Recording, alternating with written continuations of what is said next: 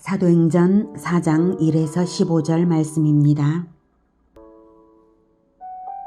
4장.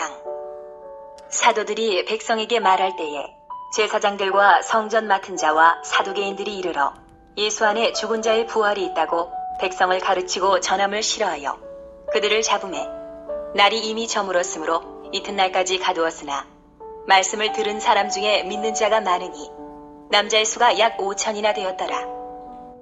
이튿날 관리들과 장로들과 서기관들이 예루살렘에 모였는데 대제사장 안나스와 가야바와 요한과 알렉산더와 및 대제사장의 문중이 다 참여하여 사도들을 가운데 세우고 묻되 너희가 무슨 권세와 누구의 이름으로 이 일을 행하였느냐? 이에 베드로가 성령이 충만하여 이르되 백성의 관리들과 장로들아, 만일 병자에게 행한 착한 일에 대하여 이 사람이 어떻게 구원을 받았느냐고 오늘 우리에게 질문한다면 너희와 모든 이스라엘 백성들은 알라.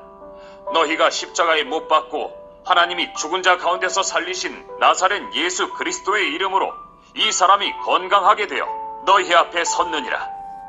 이 예수는 너희 건축자들의 버린 돌로서 집 모퉁이의 머릿돌이 되었느니라. 다른 이로서는 구원을 받을 수 없나니 천하 사람 중에 구원을 받을 만한 다른 이름을 우리에게 주신 일이 없음이라 하였더라.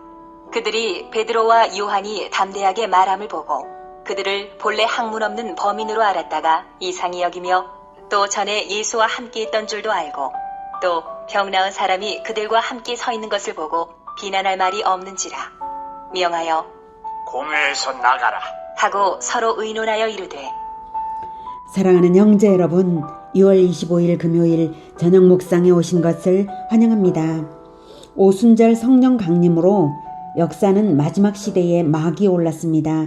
역사는 예수 그리스도를 분기점으로 하여서 구약 시대와 신약 시대로 구분되고 신약 시대는 예수님의 공생의 기간과 예수 승천 이후의 교회 시대로 다시 구분됩니다. 구약 시대는 성부 하나님께서 구원의 진리를 세우시고 그리스도 언약을 주셔서 언약을 믿는 자들로 하여금 그리스도를 기다리게 하셨습니다. 믿고 기다리는 것이 구원이죠. 신약 시대는 그리스도께서 언약대로 오셔서 대속을 성취하신 것이 공생애와 십자가입니다. 예수님께서 대속은 성취하셨으나 이제 온 인류가 복음을 듣고 대속주 그리스도에게로 돌아올 수 있도록 구원의 기회가 있어야 하고 또 복음을 전할 자들이 있어야 하므로 그 사명을 교회 공동체에게 남기시고 또한 재림과 새하늘과 새 땅의 언약을 남기시고 예수님은 승천하셨습니다. 그래서 예수 승천 이후의 시대는 교회 시대입니다. 예수님은 승천하셨지만 교회를 떠나고 만 것이 아니라 예수님의 이름으로 아버지가 보내시는 성령을 받게 하셔서 초대교회는 예수의 영이신 성령의 역사로 폭발적인 성장을 합니다. 오순절 성령 강림과 120 성도의 방언전도, 베드로의 설교로 인해서 3,000명이 세례를 받아서 초대 예루살렘 교회가 탄생했고 여러 가지 기사와 표적들이 많은 중에 성전 미문에서 구걸하던 선천적 장애인을 걷고 뛰게 한 사건은 다시 한번 베드로에게 대중 설교 기회가 되었습니다. 그것이 사도행전 3장의 내용이었죠. 베드로는 장애인을 낫게 한 것은 너희가 죽게 한 예수님의 권능이라며 모르고 그런 것이니 이제 회개하여 죄사함을 받으라고 촉구하며 자기들은 예수 부활의 증인이라고 말하였습니다. 1절 사도들이 백성에게 말할 때에 제사장들과 성전 맡은 자와 사두개인들이 이르러 예수 안에 죽은 자의 부활이 있다고 백성을 가르치고 전함을 싫어하여 그들을 잡음에 날이 이미 저물었으므로 이튿날까지 가두었으나 말씀을 들은 사람 중에 믿는 자가 많으니 남자의 수가 약 5천이나 되었더라. 베드로가 설교를 할 때에 체포를 당했는데요. 제사장들과 예수님을 죽인 장본인들이죠. 제사장들과 성전 맡은 자, 성전의 치안과 경비를 맡은 성전 경비대장일 것입니다. 그리고 사두개인들, 부활신앙을 반대하는 유대 종파가 사두개인들인데요. 대제사장을 배출하고 성전 권력을 장악한 최고 기득권층입니다. 이렇게 제사장들과 성전 맡은 자와 사두개인들, 이렇게 예수님을 죽인 자들이 다시 사도들도 죽이려 드는 것이죠. 예수 안에 죽은 자의 부활이 있다. 예수 안에 죽은 자의 부활이 있다고 전도하는 것을 분개하는 것입니다. 자기들이 예수를 죽였으니 예수 부활의 진리가 전파되면 자기들이 설 자리가 없어지거든요. 그들은 오직 기득권을 지키는 데에 혈안이 되어 있는 것입니다. 그런데 체포한 시각이 저녁이고 유대 전통으로는 날이 저문 후에는 죄인 신문을 못하게 되어 있어서 이튿날까지 옥에 가두게 됩니다. 그들은 예수 부활의 진리가 전파되지 못하게 하려는 것이지만 이미 믿는 자는 남자만도 5천이나 되었으니, 남자만 약 5천이나 되었으니 초대교회의 성장과 복음의 확장성은 결코 가로막을 수 없는 것이 되었음을 알 수 있죠. 5절, 이튿날 관리들과 장로들과 서기관들이 예루살렘에 모였는데, 관리들은 대제사장들을 말하고요. 이들은 사내들인 공회가 모인 것입니다. 예수님을 종교재판으로 사형 판결을 내렸던 장본인들이죠. 6절, 대제사장 안나스와 가야바와 요한과 알렉산더 및 대제사장의 문중이 다 참여하여, 안나스는 전직 대제사장인데요. 당시 권력의 최고 실세입니다. 당시 대제사장은 현직은 가야바이고요. 로마가 임명하는 당시의 대제사장 자리는 로마가 임명하는 단기적 임기제였습니다. 안나스 가문이 7명이나 계속해서 대제사장을 독점할 정도로 안나스 가문이 실세입니다. 가야바는 안나스의 사위이면서 현직 대제사장이고요.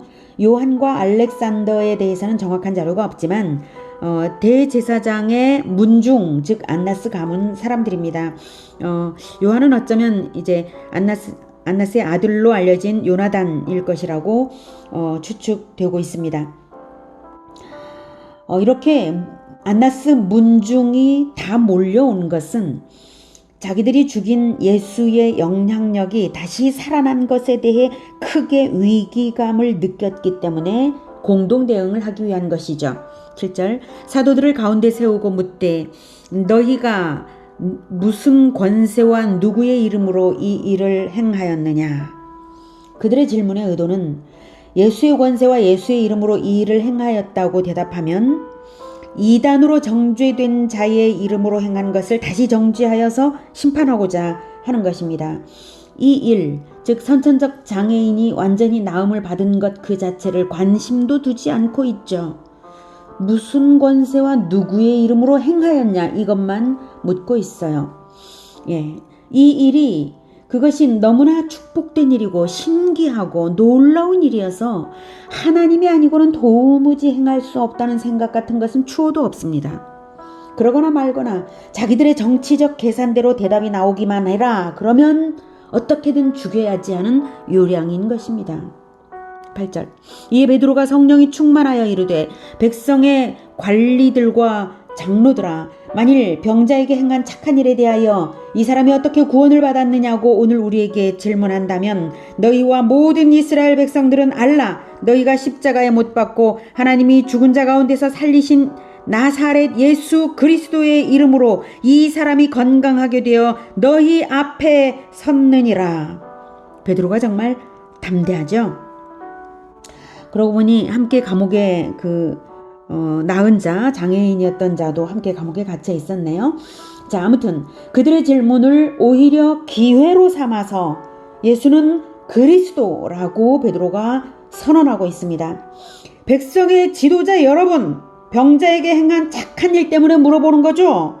이 장애인이 어떻게 구원받았냐고 물으시는 거죠. 분명히 아십시오. 당신들이 십자가에 못 박아 죽인 예수, 하나님이 살리신 예수, 멸시받던 시골지역 나사렛 출신인 그 예수 그리스도의 이름으로 이 사람이 완전하게 나와서 여러분 앞에 섰습니다. 자, 보십시오. 이것이 예수가 그리스도라는 증거입니다. 여러분 지도자들과 모든 이스라엘 백성들은 분명히 아십시오. 예수는 그리스도이십니다.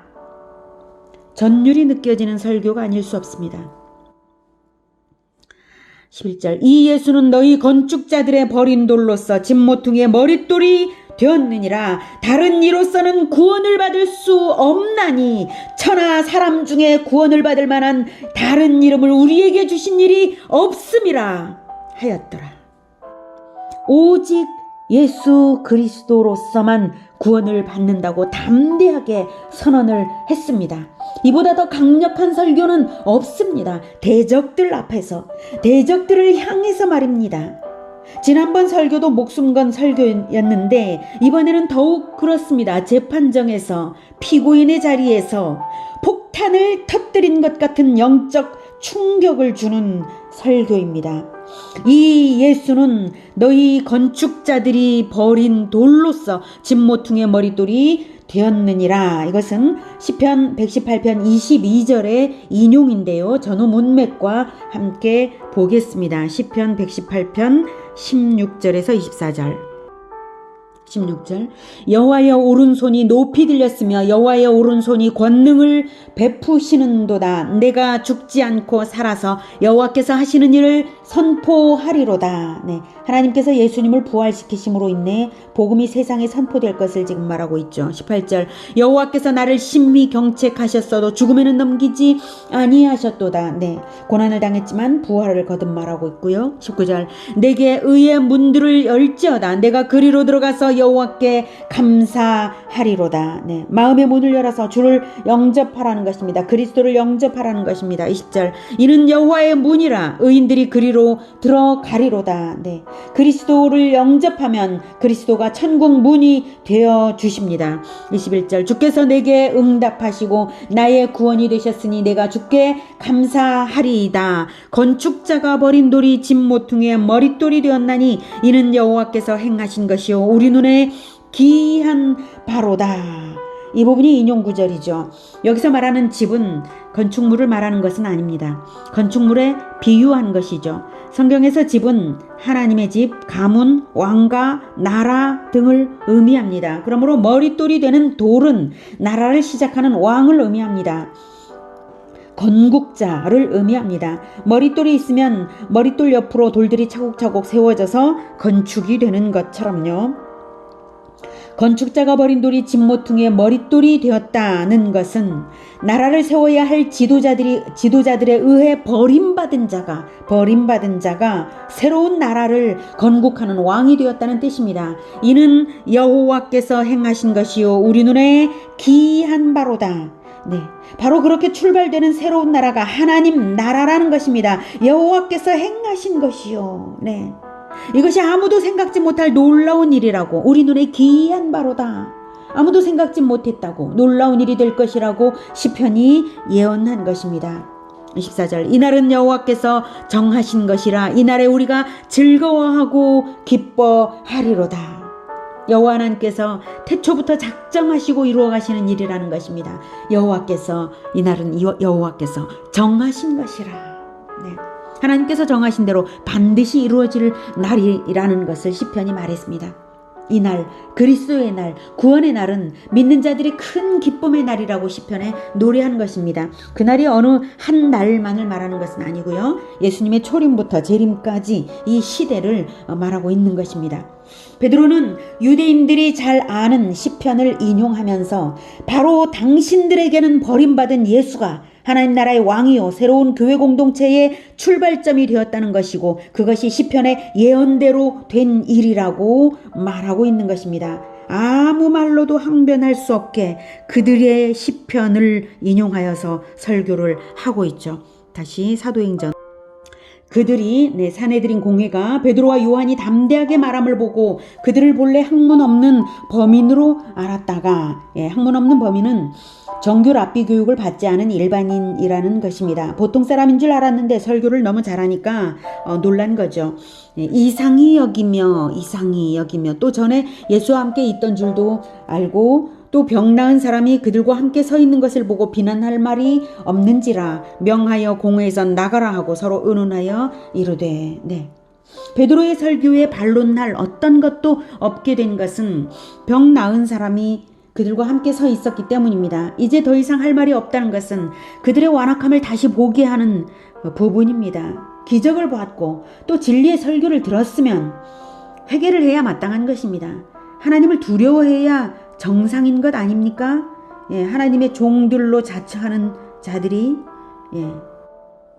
그런데 그들은 오직 자기들의 목적 달성이 어려워진 그것만을 아쉬워하며 대책을 의논했습니다. 양심이 마비되고 영혼이 죽은 증상이 아닐 수가 없습니다. 오늘은 핍박 속에서 담대하게 예수 그리스도를 선포하는 베드로를 통해서 핍박이 오히려 복음 선포의 기회가 되는 것을 보았습니다. 하나님께서 섭리하셔서 만들어진 상황이죠. 하나님은 대적들에게도 예수가 그리스도 되시는 복음을 분명하게 선포하기를 바라신 것입니다. 복음은 모든 사람들에게 선포되어야 합니다. 믿을 자나 안 믿을 자들에게도 다 선포되어야 합니다. 복음은 믿는 자에게는 구원이요 배척하는 자에게는 심판입니다. 사내들이는 복음을 들었어도 회개하지 않고 배척한 것으로서 최후의 심판대에서 변명의 여지가 없습니다.